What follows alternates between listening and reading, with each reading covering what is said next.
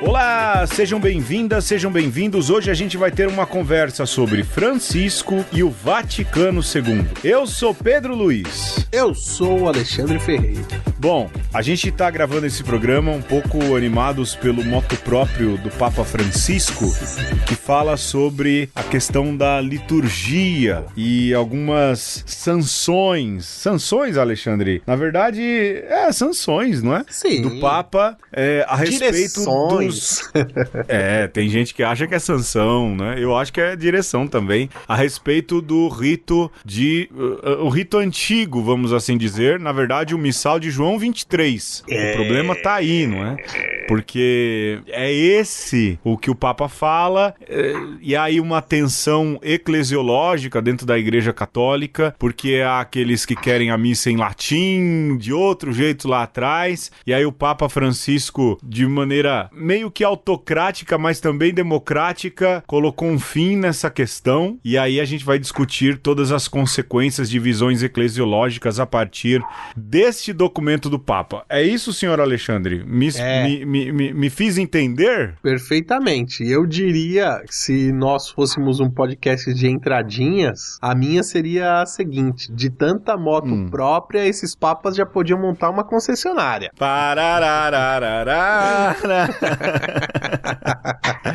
Ai, meu Deus, bem bolado, já disse Silvio Santos. Pois é, o moto próprio se chama Traditionis Custodes, não é? Ou Guardiões da Tradição. Se a gente for traduzir aí num português mais, num latim menos, vamos assim dizer, caprichado, não é? Guardiões traduzindo pro sudestino. Pro sudestino. Olha, melhor coisa aí do Porta dos Fundos de muito tempo, hein? E teve gente do Sudeste que pegou o ar, hein, Alexandre? Ah, assim que é gostoso. Assim que é gostoso. Mas tá bom, pode ser que o ouvinte nem sabe do que a gente tá falando. Tem jogo, o jogo é meu, Alexandre. Tá bom. Por sugestão do Alexandre, eu vou reeditar o jogo da semana passada, não é? Legal. Então, se você não ouviu, se você tá ouvindo o podcast a primeira vez, uma conversa, a gente já tá nessa toada aí já faz tempo, e a gente sempre tem um jogo, e o jogo nessa semana é meu, e nós vamos agora falar o livro pela capa. Só que agora, a sugestão do Alexandre, sou eu que vou aplicar, eu falo mesmo, a gente vai mandar a capa, não é? E aí, então, o Alexandre vai tentar dizer do que se trata a história a partir dessa capa. Isso, não é? É isso aí. E o Alexandre também vai me mandar uma capa e eu vou tentar dizer o que é a história a partir dessa capa. Então, Alexandre, eu já te mandei aí, eu tenho que mandar pra pôr no post, não é? É importante. É? É importante. Aí eu mandei pra você a capa aí, você tá olhando, não? Tô olhando. Olha aí. Tem que mandar uma capa. Vai ter a capa no post do umaconversa.com.br, então. .br, exatamente. Mandar lá pro Foca, ele que cuida da casinha virtual. Bom, o livro que eu mandei pra você é a capa Sol e Tormenta. Se eu sei o que esse livro quer dizer, não sei. Mas aí, tente me descrever, Alexandre. Então. O que fala esse livro? Um livro com o nome de Sol e Tormenta, que tem aí na capa uma serpente meio estilizada. Eu diria que a história de duas forças antagônicas, né? Uma representando a luz, né? As virtudes, né? Aí nessa palavra sol, e a outra é uma força tenebrosa, caótica, que está representada na palavra tormenta. Então, quem sabe aí nesse livro a gente tem essas duas forças que brigam entre si, de repente num clichê romântico também, tem dois jovens dessas forças aí que se apaixonam, e dessa paixão eles conseguem fazer um poder que se manifesta através dessa serpente, uma serpente que voa, que anda pelas tormentas e aparece na luz do sol, né? Já romantizei, já criei magia. Rey Kylo Ren, né? Rey Kylo Ren. Também. Pode ser Jon Snow e Daenerys também, tudo aí, ó. Nossa, rapaz, esquecemos que isso existia, hein? Rápido, Jamais. Estão nos nossos corações, com uma amnésia eternamente gravados. Alexandre, eu vou ler a sinopse desse livro que você inventou então, não é? Que é a velha disputa do bem contra o mal. Na verdade, aqui não. É o segundo volume da trilogia Sombra e Ossos, que inspirou uma série da Netflix. Oxi! O boi sente o jugo, mas será que o pássaro sente o peso de suas asas? Na aguardada continuação de Sombra e Ossos, Alina e Mali, ou Mali, não sei, precisam fugir das garras do Darkling após o terrível confronto na Dobra das Sombras. Até agora eu não entendi nada. Apesar de finalmente ter se reunido com a pessoa mais importante de sua vida e de se ver livre do controle de Darkling e das pressões da corte, Alina está atormentada pela culpa depois dos acontecimentos na Dobra. Mas não há tempo para reflexões quando seu principal objetivo é sobreviver. Alexandre. Não fui longe. É duas pessoas, né? Nessa fuga frenética em que precisa correr para sua vida e pelo destino de seu país, a conjuradora do sol, Alexandre. Ela conjura o sol, ela faz o jutsu do sol. Tá tão assim? E encontra aliados e inimigos em figuras que nunca imaginou, como o corsário misterioso, que é muito mais do que aparenta ser, e bibibi, bobobó, biriri, barará. Alexandre, no fim, mais uma daquelas trilogias que todo mundo lê menos a gente, porque a gente já não tem mais idade pra entrar nessas coisas. É isso. Deve ser gostosinha. Se eu tivesse 15 anos, talvez, não é? Vamos lá. O Alexandre me mandou aqui uma chamado Teto para Dois. Teto para Dois. A autora é a Beth O'Leary. Tiff e Leon dividem a cama. Tiff e Leon nunca se encontraram. Aê! E aí? Olha, eu vou dizer. Na verdade, essa é uma história de uma cama que é um vórtex, ou um vórtex não é? Mas é um lugar em que... Não, um lugar em que as realidades se tocam, você entende? É ali um limiar entre realidades. Tipo Fringe. Lembra do Fringe, a série? Uma dobra no tempo, é uma dobra no espaço-tempo. Exatamente, não é? Então ali, eles coabitam sem perceber que coabitam. Então Tiff e Leon dividem a cama, porque aquela cama é o lugar em que se centralizam duas realidades, não é? E distintas, mas eles nunca se encontraram. Então o Tiff é um rapaz rico, o Leon é um trabalhador também, não pouco abastado, mas de uma classe média que pega metrô, uma vida assim mais ou menos como a nossa. E aí então eles dormem na mesma cama. O apartamento em que eles estão é de fato um portal entre essas realidades, e pouco a pouco eles vão vendo um tocando a realidade do outro, e a história então se desenrola nesse encontro inesperado de um quarto e de uma cama, que é na verdade uma passagem para outras dimensões e outras realidades. E Tiff e Leon vão viver altas aventuras a partir daí. Quem sabe até engatar um caso. Não sei se compraria o livro da Beth, mas o seu eu já tô comprando, viu? Já quero ver essa história aí. Na Netflix. E o livro fala do quê? A sinopse tá assim, ó. Eles dividem um apartamento com uma cama só. Ele dorme de dia, ela à noite. Os dois nunca se encontraram, mas estão prestes a descobrir que para se sentir em casa, às vezes é preciso jogar as regras pela janela. 3 meses após o término do seu relacionamento, Tiff finalmente sai do apartamento do ex-namorado. Agora ela precisa para ontem de um lugar barato para morar. Contrariando os amigos, ela topa um acordo bastante inusitado. Leon está enrolado com questões financeiras e tem uma ideia pouco convencional para arranjar dinheiro rápido. Sublocar seu apartamento, onde fica apenas no período da manhã e da tarde nos dias úteis, já que passa os finais de semana com a namorada e trabalha como enfermeiro no turno da noite. Só que tem um detalhe importante: o lugar tem apenas uma cama. E biriri, bararau e tal. É quase um feitiço de Áquila social aí. Eu tava dizendo isso. Eu tava pensando isso na hora que você começou. Falou de noite, eu falei feitiço de Áquila. É isso. Esses dias a Dona Patroa assistiu Feitiço de Áquila, adorou o filme, odiou a trilha sonora, como todo ser humano decente deve fazer. Mas esse livro aí é, na verdade, um feitiço de Áquila escrito em letras talvez mais aguadas. É isso. Vamos pro tema, Alexandre. É sombrio e realista.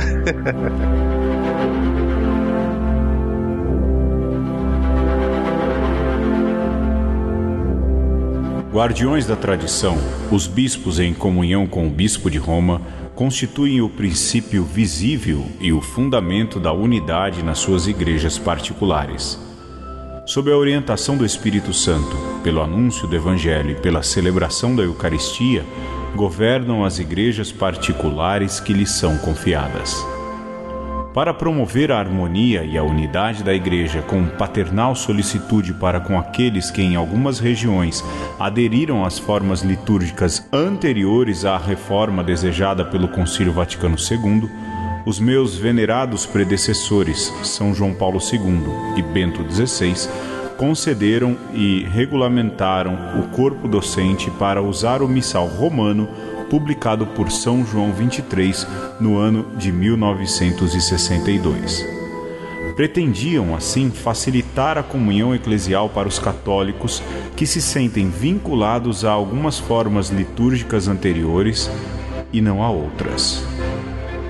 Por iniciativa do meu venerável predecessor Bento XVI, de convidar os bispos a verificarem a aplicação do motu próprio Summorum Pontificum 3 anos após a sua publicação, a Congregação para a Doutrina da Fé realizou uma ampla consulta aos bispos em 2020, cujos resultados foram considerados cuidadosamente à luz da experiência adquirida ao longo dos anos.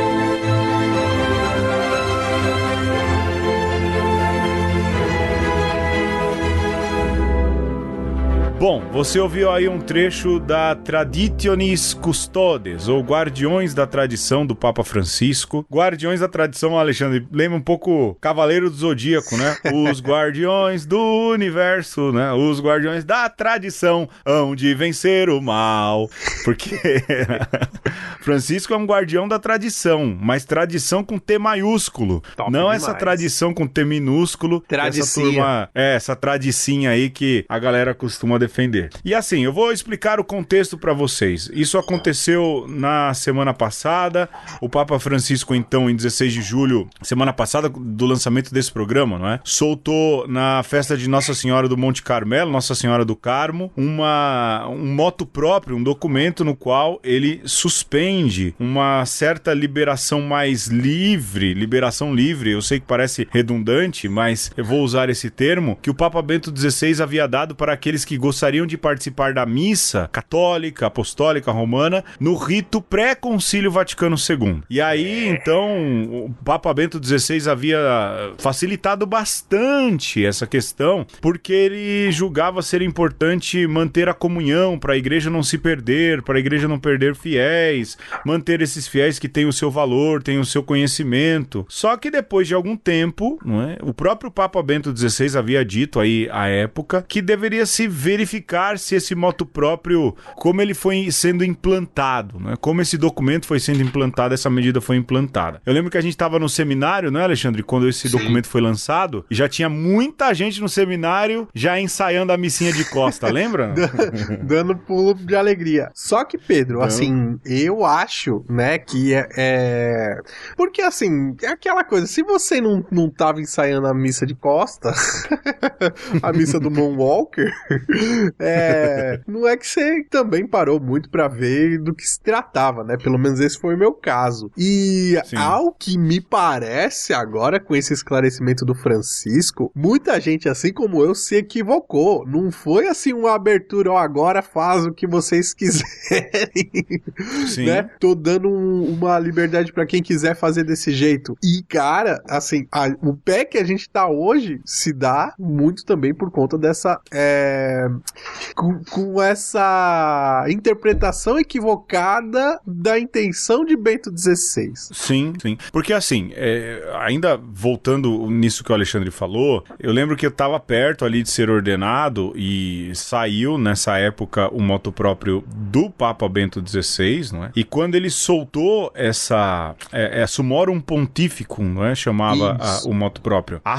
Teve uma turminha lá que arranjou o altar, colocou numa salinha e ficava ensaiando. Eu lembro que o nosso reitor, muito prudente, deu uma chamada. Lembra que ele trancou a sala? Falou, não, quando se ordenarem, falem com o bispo de vocês. Quando vocês se ordenarem, vocês conversem com o bispo de vocês, aí vocês peçam autorização. Aqui ninguém vai ficar ensaiando isso. E foi uma atitude muito enérgica, mas muito correta à época. Muito correta. Uma atitude digna de Francisco. Muito digna alinhada. de Francisco. Muito, digna muito de alinhada. Bento, inclusive. Digna de Bento. Porque o que o Papa Francisco percebeu? E aí a gente vai discutir bastante essas tensões eclesiais. Ele percebeu, consultando os bispos no ano passado, de que essa turma que foi atrás dessas celebrações, não é? Marcadas pelo bispo. O bispo tinha controle, não era assim, celebrava quem quisesse, não é? Mas essa turma que ia para essas celebrações, os padres que eles chamavam para celebrar, muitas vezes de fora, criaram um grupo que estavam fomentando a divisão dentro da igreja. Bento criou para unir e o Papa Francisco percebeu, ouvindo outros bispos ao redor do mundo, que essa turma estava sendo uma ameaça para a unidade da igreja. Me saltou aos olhos quando eu comecei a ler essa Traditiones Custodes, o último moto próprio, o que a preocupação primeira de Francisco não é litúrgica, é uma preocupação eclesial, daquilo que se entende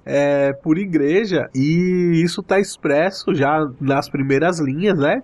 Guardião das tradições, os bispos, né? Em comunhão com o bispo de Roma. Cara, assim, ele já tá dizendo que os bispos são os 12 quando estão em comunhão com Pedro, né? Então ele já tá ao mesmo tempo lembrando da responsabilidade dos seus iguais, mas ao mesmo tempo tá falando, olha, vocês não fiquem por aí caminhando sozinhos, não. E com isso, né, com essa preocupação, ele quer dizer que as igrejas particulares, ou seja, dioceses e arquidioceses, elas são vivas. O que quer dizer, Pedro, por sua vez, que é possível sim que uma diocese ela tenha nuances litúrgicos próprios, né, carregados aí da índole do seu povo. Porém, essa índole, ela tem que estar colada, vinculada e custodiada pela tradição. E quem é o que vai fazer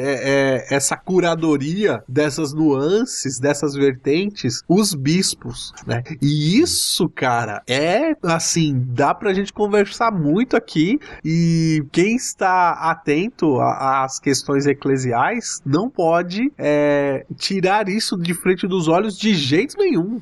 Porque essa questão é por demais importante para quem tá dentro, vai que alguém de fora da igreja tá ouvindo esse programa, é que o bispo, ele tem plenos poderes, não tão plenos quanto do Papa, mas naquele esquema de comunhão, em sua diocese, o bispo, ele é o representante de Cristo, ali consiste toda a igreja catedral é de onde ele preside a sua diocese, e o Papa, ele pode interferir, mas dificilmente ele o faz, não é? Por quê? Porque o bispo tem a sua independência. É isso, não é, Alexandre? É importante destacar isso. E todos os bispos, como são sucessores dos apóstolos, devem estar em comunhão com aquele que é o primeiro entre os iguais. No caso, o Papa Francisco. E aqui, Alexandre, entra o primeiro ponto de tensão, que é muito mais algo que, lógico, com essa carta de Francisco, ele comprovou ser verdade, aquilo que eu, você, qualquer sacerdote que hoje está no ministério engajado ali na vida de uma diocese, auxiliando o bispo de maneira séria, sabe que esses grupos que optam por participar tão somente dessa missa pré-concílio Vaticano II são, se não falam isso abertamente, falam a boca pequena, contrários ao primeiro entre os iguais, contrários a Francisco. Tem alguns aí que secretamente até rezam para que ele morra, não é? E a gente sabe disso. Tem um senhor, eu não vou dizer o nome aqui, ele tem um canal no YouTube, acho que é TV Título de Maria no mês de maio. Eu não vou falar mais do que isso. Que é um destrambelhado. Eu não sei se você já viu esse cara, Alexandre. Não. É um destrambelhado. Deus, e o que ele pode fazer para atacar Francisco, ele faz. Ele esses dias chegou a dizer que Francisco mantinha Bento XVI em cativeiro. E é dessa turminha que ataca o Concílio Vaticano II, que gosta gosta da missa, não é? Antes do concílio, e não é nem o missal de João 23, é o missal de Pio V, não é? Essa turminha que vive um pretenso tradicionalismo. Então, a primeira observação está aí, não é?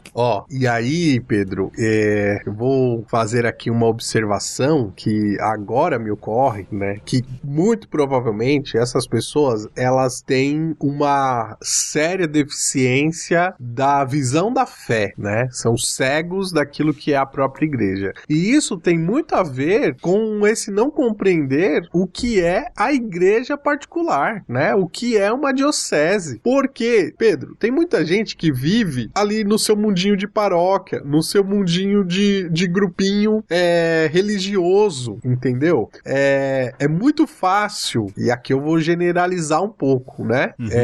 Uma pessoa que vive numa paróquia de padres franciscanos, só um exemplo banal aqui, podia ser qualquer outro grupo, achar que o jeito franciscano é o jeito de ser católico, né? Como alguém que participa dessas igrejas aí com esse cunho mais tradicionalista, achar que esse é o jeito certo. Mas, cara, qualquer grupo que seja, que exista, ele necessariamente tem que pedir para existir, tem que pedir permissão para o ordinário local, que no caso é o bispo. Para nós que temos uma história na igreja particular de São Paulo, né, Pedro? Isso para nós é muito evidente, mas não é evidente para todo mundo, né? Tem gente que se sente católico e não sabe o que é a arquidiocese ou a diocese onde mora, não sabe o nome do seu bispo, e isso é um problema sério de eclesiologia, porque aí, quando isso não é clarificado e as pessoas não têm noção, acha que o bispo é só um cara que vem de vez em quando naquela igreja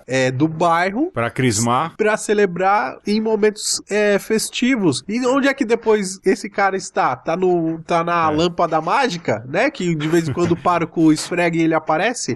Não. É o padre que pode usar chapéu, né? Sabe? E aí, a gente vive esse tempo muito doido que você pode ser católico de internet, pode fazer a sua catequese, o seu estudo, digamos, de aprofundamento da fé pela internet, e aí acha um doido, que nem esse que o Pedro exemplificou aqui, e a pessoa acha que, não, agora eu achei o jeito certo, mas não existe jeito certo fora do tempo e do espaço, né? O jeito certo de ser católico é a partir da sua comunhão, da sua consciência e da sua participação na sua igreja territorial. Você sabe que ainda no exemplo negativo da coisa, existe um padre bem famoso aí que tem nome de cantor de rock, né? De abertura de reality show. E esses dias eu vi alguém partilhar falando, ele é o pároco do Brasil. Cara, não há erro teológico maior do que esse. Primeiro, tratar o Brasil como uma só igreja, quando não é.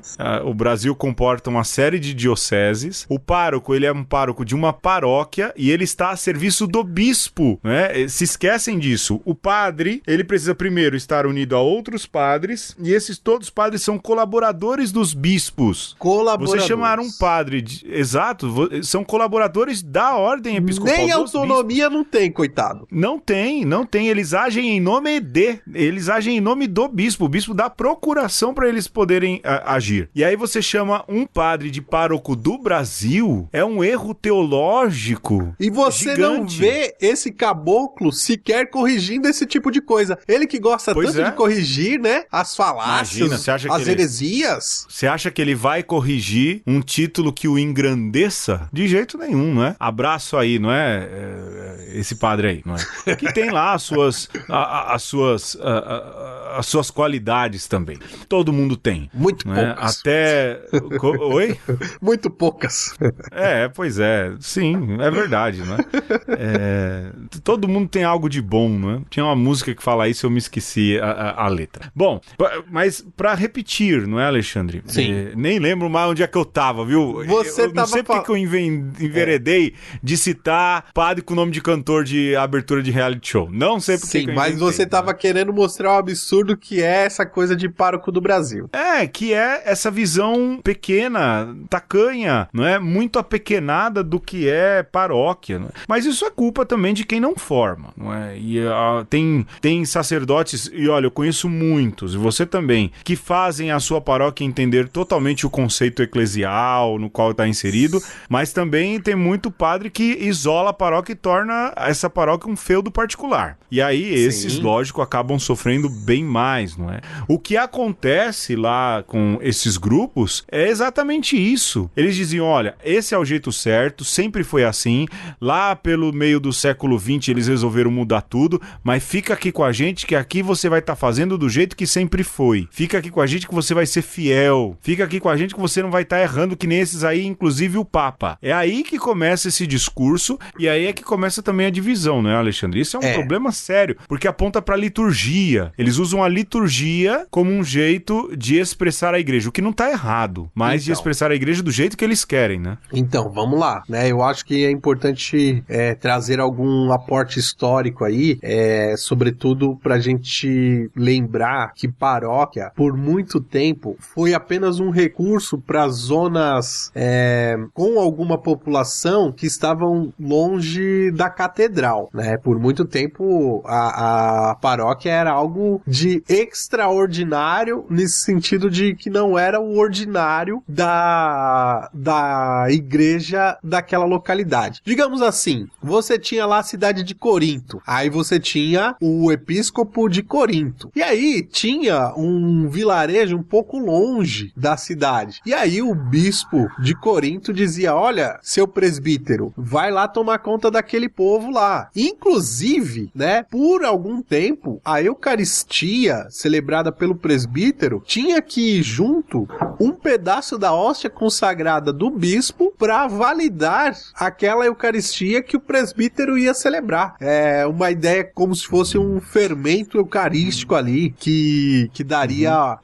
validade para que aquela celebração fosse de fato, digamos, espiritualmente válida, né? Completa, né? E olha só, né? A gente tá falando aí de coisas da igreja primitiva. E, claro, as coisas vão mudando, algumas coisas vão se refinando em termos de teologia litúrgica e outras coisas vão, inclusive, deixando de existir. A questão é que a gente sabe que nesses jeitos de se celebrar,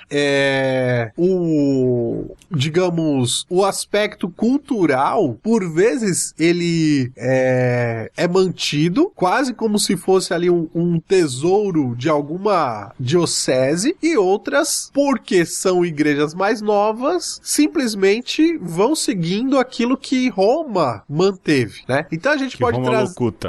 assim, Roma como se fosse assim o padrão, uma central. Sabe? É um padrão. Sim, você não tem nada de... Você tá começando agora, pega aqui essa coisa que já tá consolidada, que você não erra, né? Então a gente pode trazer, por exemplo, o rito ambrosiano, né? Que é lá da diocese de Milão, né? Que é um rito contemporâneo também, celebrado no vernáculo e tal, mas que, cara, tem algumas coisas próprias que remetem ao tempo lá de Santo Ambrósio, lá do século IV e V, né? Isso é riqueza. Você tem os ritos das igrejas orientais, com comunhão católica, que mantém algumas coisas próprias daquele tempo, mas outras são atualizadas, porque a igreja pede se atualize. Por exemplo, você vai rezar com um número grande de fiéis, você tem que rezar e proclamar as leituras na língua vernácula. Sim. Ora, isso, Pedro, diz, né, e tá lá na Lumen Gentium 23, né, citado inclusive pela Traditionis Custodes. Isso garante a variedade própria que testemunha que nós somos católicos, porque o católico é é esse que preserva a unidade na diversidade, né? E manifesta também que a tradição é viva. E isso é bonito, né? Isso é um valor,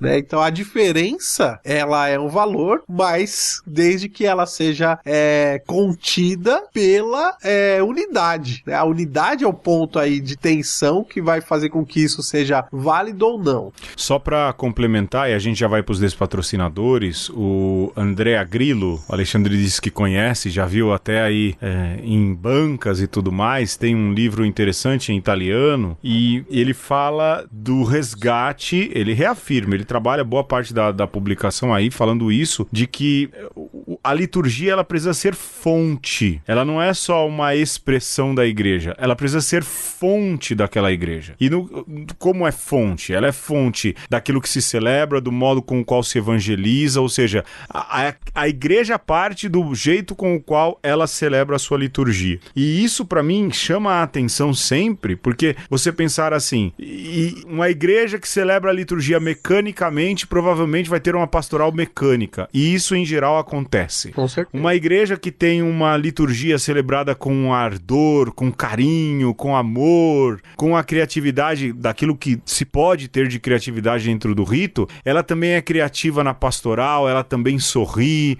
ou seja, muito do modo com que se celebra se vê também como age aquela pequena comunidade paroquial. Então, essa questão de que o culto é vivo e que a liturgia é fonte, ela é um sinal de saúde daquela igreja, daquela paróquia, daquela comunidade, não é? E isso precisa ser colocado em pauta novamente, sobretudo para a gente entender a grandeza desse documento e como às vezes ficar engessado num modelo que engessa, porque sim, esses ritos antigos, não é? Sobretudo os ritos que vieram aí pós-Concílio de Trento, eles eram engessadores, isso é fato, eles engessam também a evangelização, engessam também a pastoral e outras caminhadas. Ô Alexandre, vamos perder uma graninha e a gente já volta? Bora sim, bora.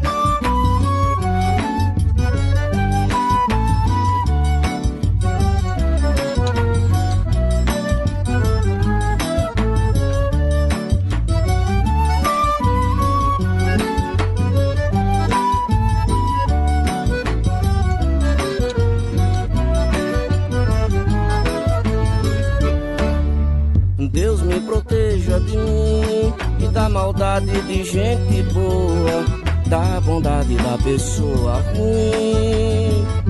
Deus me governe e guarde, ilumine Zé e assim. Deus me proteja de mim e da maldade de gente boa, da bondade da pessoa ruim. Deus me governe e guarde, ilumine Zé e assim. Caminho se conhece andando, então vez em quando é bom se perder. Perdido fica perguntando, vai só procurando e acha sem saber. Perigo é se encontrar perdido, deixa sem tecido, não olhar, não ver. Bom mesmo é ter sexto sentido, sair distraído, espalhar bem querer. Deus me proteja de mim e da maldade de gente boa, da bondade da pessoa ruim. Deus me governe e guarde, ilumine Zé e assim. Deus me proteja de mim e da maldade de gente boa, da bondade da pessoa ruim. Deus me governe e guarde, ilumine Zé e assim.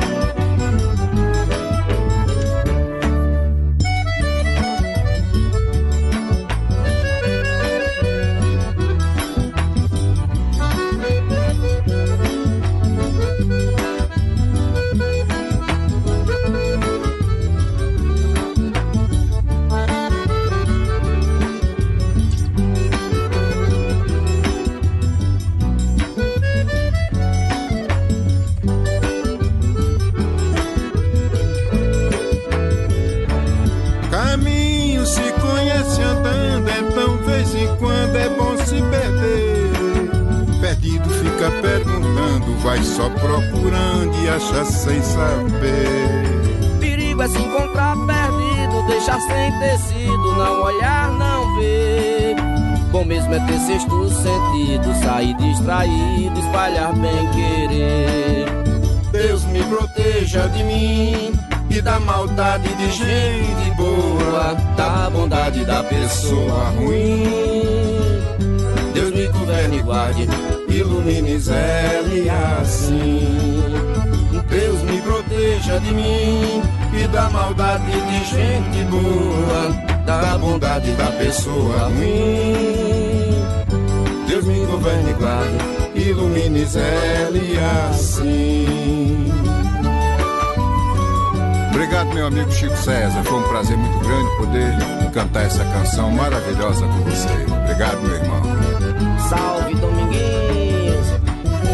Muito agradecido, meu mestre.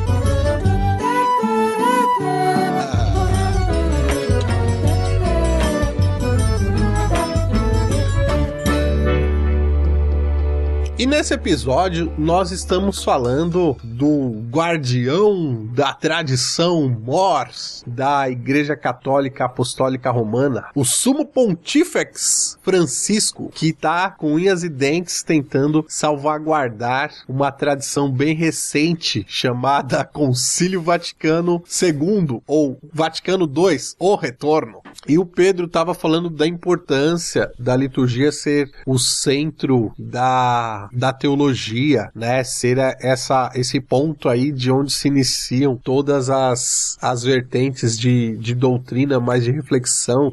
E às vezes, Pedro, quando a gente fala de liturgia, geralmente parece que estamos dando volta em torno do rabo do como. Só que a gente não pode esquecer que antes do como tem o celebrar em si, né? Então, independente se o bispo vai autorizar tocar guitarras envenenadas ou vai deixar tocar atabaques na missa na catedral, o importante é a gente lembrar que o bispo, junto com o seu presbitério, junto com o povo de Deus celebrando, se unindo para celebrar, e o povo de Deus celebrando em qualquer capela, em comunhão com esse bispo, isso é o mais importante da liturgia. Essa é a fonte, né, primeira. E ali está toda a igreja, não é, Alexandre? Eu acho que isso é importante. Mesmo. Onde há uma porção de pessoas celebrando com o sacerdote, onde há a Eucaristia, ali está toda a igreja. Mesmo que não esteja o Papa, ali está um padre em nome de um bispo que age também em nome de Cristo. Ou seja, compreender todo esse mistério. E aí não desvalorizar cada missa que é celebrada nos cantos mais recônditos do país, não é? Nos lugares mais escondidos do mundo, se há ali uma comunidade reunida, um sacerdote celebrando, ali está toda a igreja e não precisa de mais nada, porque toda a igreja está ali. Agora, Alexandre, você na retomada falava aí do Vaticano II, e uma coisa que eu acho que vale a pena a gente ressaltar, não é? Sobretudo naquilo que diz respeito à pastoralidade da igreja hoje em dia, é que Francisco é o primeiro papa fruto do Concílio Vaticano II. Exatamente. Não é? Para ver o quanto isso é recente, porque, por exemplo, João Paulo VI foi o papa que terminou o concílio, ele estava no concílio. Santo Paulo VI. É São Paulo VI, é verdade. São Paulo VI. Rapaz, não rebaixe. A gente já fez até programa. Ai. Mas também, João Paulo I estava no concílio. João Paulo II foi eleito porque se destacou no concílio. Bento XVI era um perito, melhor dizendo, do concílio. E Francisco sequer era bispo à época. Sequer era bispo nessa época. Ou seja, Francisco é filho do Concílio Vaticano II. É o primeiro papa do concílio. Dá para imaginar? Passaram aí 3 papas para chegar em Francisco e ser o papa fruto do concílio. E aí, o que ele está tentando fazer? implementar o concílio, fazer com que aquilo que ele nasceu como bispo vendo acontecer seja de fato implementado dentro da igreja. E lógico, você vai encontrar aí uma tensão entre aqueles que não querem o concílio, que ainda tem força na igreja. Aliás, Alexandre, eu acho que é interessante um dia, a gente precisa verificar direitinho, há uma matéria do UOL falando da TFP, Tradição, Família e Propriedade, e de como essa turma moldou e ainda molda a direita no Brasil, mas a direita, a extrema direita espalhada pelo mundo. Certeza. Eles têm um jeito muito engendrado, e aqui o Brasil exporta bastante coisa, inclusive isso, né? E como essa turma também tem esse poder de pressão ainda dentro da igreja, né? E causa esse tipo de cisão. E que não querem o Concílio Vaticano II, e querem e continuam soprando essa brasa de quem reclama. Mas do ponto de vista pastoral, Francisco é um pastor do Concílio Vaticano II, não é isso, Alexandre? Isso mesmo. Olha, aí você fica pensando, né, que o Concílio Vaticano II, ele, do ponto de vista aí da doutrina, das linhas mestras que a igreja deve seguir, já está consolidado, mas de toda forma, ainda tem gente que reluta, para não dizer luta, para que ele de fato não ganhe o esplendor que pode ganhar, né? E o esplendor tem a ver com uma maturidade, tem a ver com seguir as coisas para além daquilo que são os achismos, né? Que são aí o meu jeitinho de fazer as coisas. E nisso tudo tem essa ideia muito forte de unidade, né? Preservar o Concílio Vaticano II é querer preservar a unidade da igreja. E seja a TFP, que o Pedro citou aí, que está muito engendrada aqui no Brasil e tem aí as suas ramificações e tal, né? De uma ultradireita conservadora e católica, e o católica aí salta aos nossos olhos nesse programa, mas tem uma manifestação de um grupo muito parecido, que inclusive tem tudo a ver com essa discussão aí da Traditiones Custodes, que é o grupo lá de Lefebvre. E eu acho que é importante a gente contextualizar que o Marcel Lefebvre, que era um bispo, ele era bispo de uma igreja na França, não era da França toda, era de uma porção do povo de Deus na França. E o Lefebvre, ele bate o pé para que um jeito de se celebrar ele permanecesse na igreja, né? Então a gente pode dizer que, por um lado, a gente pode até bater palmas pro Lefebvre, porque ele entendia a coisa de um jeito e lutou por aquele jeito de se celebrar, e inclusive é isso daí que motivou o Bento XVI, que, como o Pedro lembrou, era um bispo conciliar, sabia o que o Lefebvre estava querendo defender, mas aquilo que talvez aquele contexto requeria não serve para a igreja toda. E é isso o que Francisco tem que lidar. Por quê? Parece que algo que era muito contextualizado, muito de um tempo, foi ganhando adeptos meio que por geração espontânea e não por uma questão tradicional, né? Mas muito mais por uma questão folclórica em outras partes do mundo, né? Então, se não tem um rastro de tradição, não faz sentido manter. E, ao mesmo tempo, se não é a sua tradição, talvez é importante, né? Não sei, quem sabe, né? É importante você se manter aí atento àquele que é o guardião da tradição maior está dizendo, né? Para você não incorrer num erro, sobretudo num erro de petulância, num erro de orgulho, de defender aquilo que não lhe compete defender.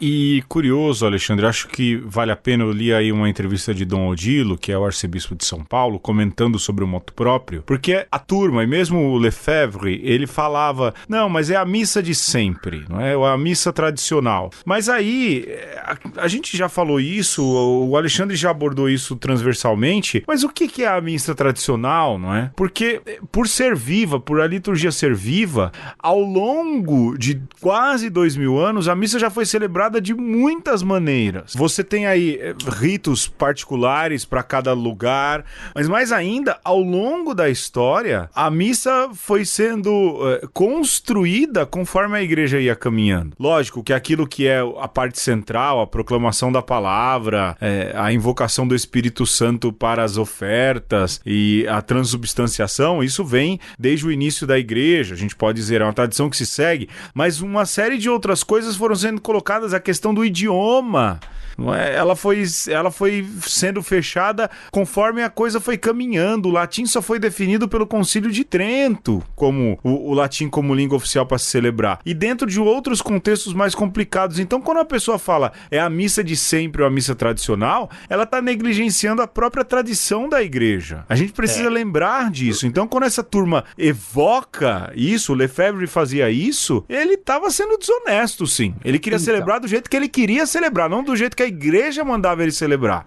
Então, e assim, nenhum padre pode mudar a missa. Também tem isso, né, Alexandre? Eu vejo... E o que Lefebvre estava querendo fazer era isso. O que eu vejo é assim, Lefebvre estava lá no direito dele de pleitear, né, enquanto alguém que tinha o grau máximo da ordem, por um tempo manteve-se longe da comunhão com Pedro, inclusive porque não assinou os documentos conciliares. Há quem diga que não, que depois ele revê isso, e o mais importante é que o bispo de Roma acolhe a igreja cismática lá dos lefebrianos e o grupo cismático dele, e começa um caminho de aproximação, inclusive cria lá a comissão para como que é o nome da comissão aqui? Que já me... Ecclesia Dei.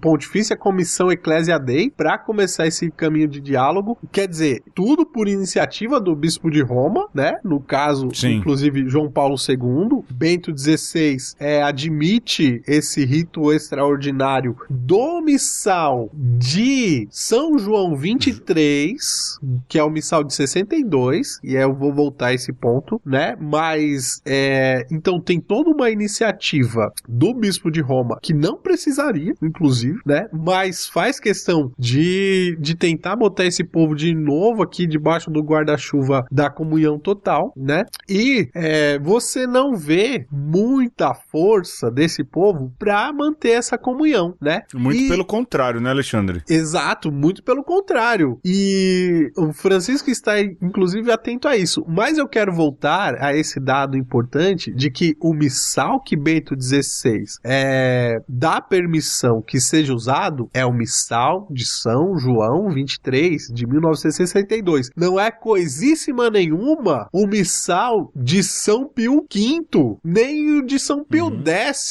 né? E nisso já está pressuposto, Pedro, que existem diferenças do missal de Pio V, do missal de Pio X e do missal de São João 23. Isso significa que esta tradição, que alguns querem dizer que é a de sempre, foi atualizada ao longo dos anos e que, num determinado momento, ela continua sendo atualizada por uma via primordial, né? Uma via lícita, até então ilícita, antes da concessão de Bento XVI, que é o missal de São Paulo VI de feliz memória, né? Que inclusive já teve atualizações já também. Sim. Então, eu vou fazer aqui uma digressão que talvez nem todo mundo entenda, Pedro, mas pra quem tá assistindo lá a minissérie do Loki da Marvel, você tem aí uma linha sagrada do tempo, e quando começam a surgir ramificações, quem tem o direito de podar aí as linhas do tempo paralelo, as tradições que não competem existir, é exatamente o sumo pontífice e os bispos, né? O que o Papa Francisco chama a responsabilidade com esse moto próprio. Aliás, Alexandre, eu acho que vale a pena, não é? Já um pouco caminhando aí para a guisa de conclusão, como dizem as pessoas, né? Tem gente que adora falar isso. Que é justamente esse ponto último que você falou, o Papa com os bispos. Porque, lógico, o Papa Francisco utilizou o moto próprio, ou seja, eu decidi fazer assim, é uma decisão bem monárquica, é um poder que o Papa tem, isso é dado dentro da igreja, mas é curioso que ele usa esse poder monárquico para ser democrático, não é? Sim, porque ele diz, eu decido aqui que quem tem que decidir é o bispo na sua diocese. E mais ainda, ele protege o bispo, eu achei isso sensacional, de dores de cabeça com o padre que ficar enchendo paciência de bispo, né? Porque ele falou, se o padre quiser celebrar, o que ele precisa... Se já celebra, pede pro bispo, ou seja, se o bispo quer deixar ou não, o bispo usa um pouco ali a força do cajado. Mas se um padre novo quer celebrar, pro bispo não ter dor de cabeça, manda o nome pra Santa Sé. Ou seja, ele é monocrático na decisão, ele diz, eu decido assim, mas ele confere aos bispos e dá aos bispos o poder que sim, os bispos sempre deveriam ter tido e reconhecido. Isso também é um passo muito de Francisco, que é a questão da colegialidade, não é, Alexandre? Sim. Lembrar que o Papa, ele não é o presidente da Igreja Católica. Nem o rei. Eu repito, nem o rei. Ele é o primeiro entre os iguais. E quem são os iguais? Os bispos. Então, há respeito entre os bispos. Lembrar disso. O Papa, nesse moto próprio, ele faz isso. Se tem um grupo aí na sua diocese enchendo o saco seu, ora, como bispo, você vai lá e age e bota esse povo no lugar. De certa forma, o que ele está dizendo. Mas... Agora o bispo também, mas lá no parágrafo 6º, ele fala assim, cuidado para não autorizar a criação de novos grupos. Então, ele está dando autonomia para os bispos, para que faça segundo aí o seu parecer, mas também está dizendo para eles, não vá criando aí linhas do tempo paralela, tradições que não convém ser criadas ao bel prazer, né? Então, senhor bispo, se você é afeito ao missal de São João 23, isso não lhe dá o direito de instituir aí 20 padres para celebrar a missa em latim, né? Do jeito que você quer. Não, né? Isso não deve ser estimulado, isso não deve ser de maneira nenhuma algo que se torne corriqueiro, mas sim, né? Francisco, ele é muito misericordioso em não podar totalmente, né? Permitir que isso continue existindo, mas de uma forma sempre e cada vez mais extraordinária. Sim, e mais ainda, né, Alexandre? Ele vai aí fechando o cerco a esses grupos que sim fomentam a desunião dentro da igreja, porque são grupos separados. Porque essa turma, a gente sabe, né, Alexandre? Não age pastoralmente, não abraça um plano diocesano de pastoral, não abraça um projeto paroquial, só se utilizam das igrejas como templo para celebrar a missa que eles querem do jeito que eles querem, depois eles pegam e vão embora. É isso que eles fazem. Não contribuem em nada, às vezes até a coleta levam embora, se brincar.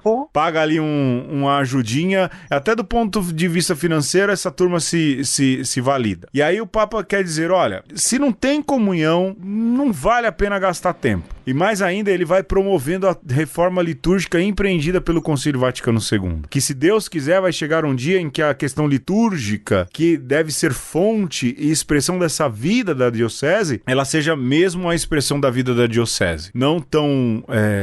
Lógico, o Papa critica os exageros litúrgicos tanto dessa turma que quer rito antigo, quanto da turma que abusa do rito novo.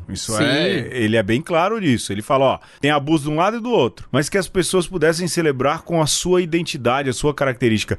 Isso ainda carece de reforma. Precisa implementar muita coisa ainda. Mas isso favorece muito mais isso do que essa turma que semeia discórdia dentro da igreja, meu Deus do céu. E a intenção do Bento XVI, inclusive quando, né, ele também lança lá o seu moto próprio, né, o Sumo Pontificum, Summorum Pontificum. Isso.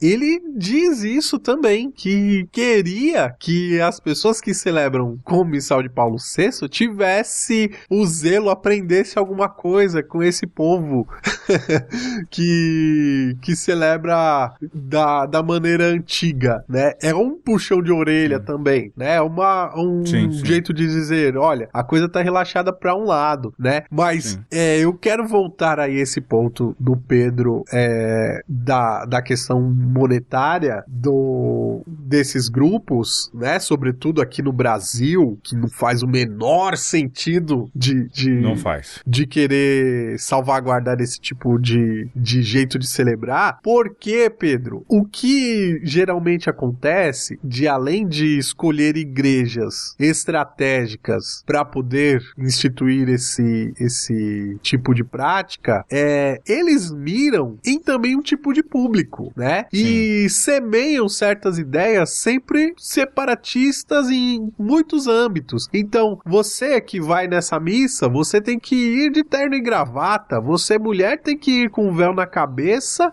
e vestido para baixo do joelho, e certamente, junto com essas ideias, vem outras tantas que cheira muito a fascismo, né? Porque é uma fé pura, é uma nata da sociedade, são sempre essas ideias que vêm no pacotão, né? Então você acaba utilizando a fé e o jeito de celebrar para incutir e para respaldar ideias de uma pureza puristas, sim, e separatista do resto do povo de Deus, como se eles fossem melhores do que os demais. E Alexandre, eu acho que não tem como a gente correr de no próximo programa falar do bendito cristofascismo, hein? Bora! Entramos numa cilada agora. Bora!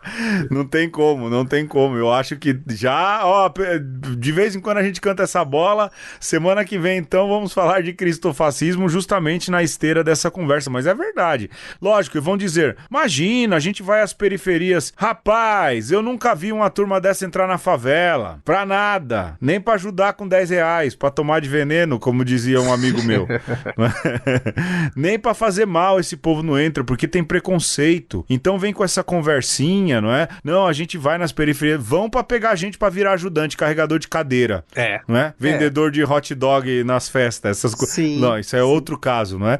Mas é pra isso que vai. Mas são elitistas, sim, e querem formar elite e metem um padrão em tudo, até no vestir. Tem, sim, esse soar sectário, purista, no sentido negativo, quase que construindo uma casta pura e igual. É curioso que quando você vê essa turma, se parecem até do jeito de falar, do jeito de andar, do jeito de se portar. É sim um vocabulário, né?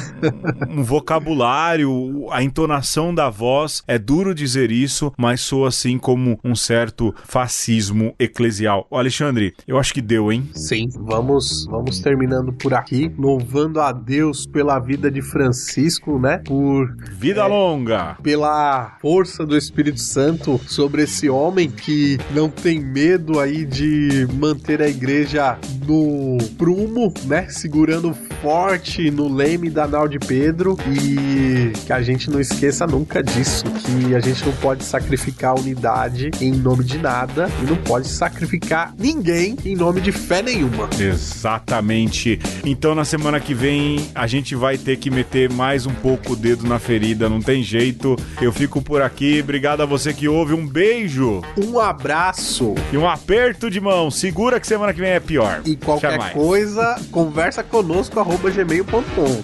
Exatamente. Se cuidem, até mais.